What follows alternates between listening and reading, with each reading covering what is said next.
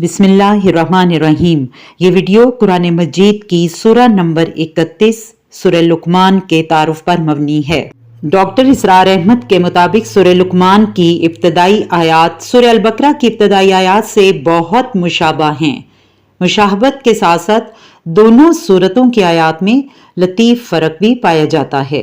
मौलाना मदूदी इस सिलसिले में लिखते हैं, इस सूरत के दूसरे रुकू में वो नसीहतें नकल की गई हैं जो लुकमान हकीम ने अपने बेटे को की थी। इस मुनासबत से इसका नाम लुकमान रखा गया है।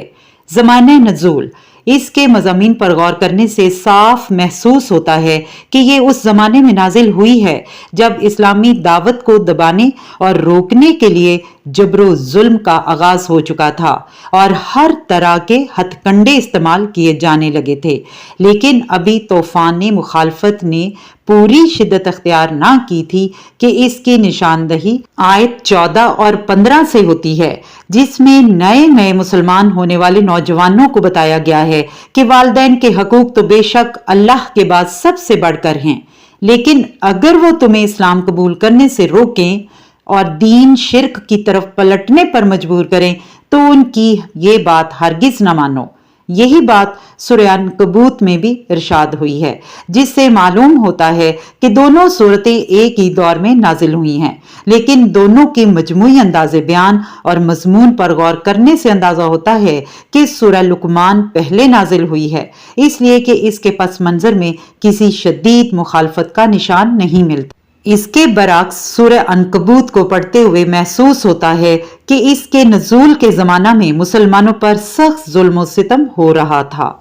मौजू मज़ामीन, इस सूरह में लोगों को शिर्क की लगवियत और नामाकूलियत और तौहीद की सदाकत और माकूलियत समझाई गई है और उन्हें दावत दी गई है कि बाप दादा की अंधी तकलीद छोड़ दो।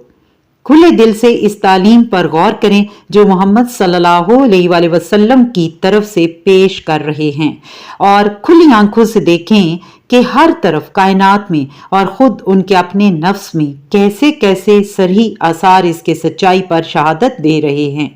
इस सिलसिले में यह भी बताया गया है कि ये कोई नई आवाज नहीं है जो दुनिया में या खुद दियारे अरब में पहली मर्तबा ही उठी हो और लोगों के लिए बिल्कुल नामानूस हो।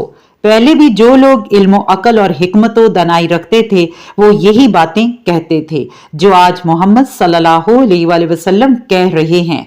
तुम्हारे अपने ही मुल्क में लुकमान नामी हकीम गुजर चुका है जिसकी हिकमत व दानिश के अफसाने तुम्हारे यहाँ मशहूर हैं, जिसकी ज़रबुल इमसाल और जिसकी हकीमाना मकूलों को तुम अपनी गुफ्तगुओं में नकल करते हो, जिसका जिक्र तुम्हारे शायर और खतीब अक्सर किया करते थे।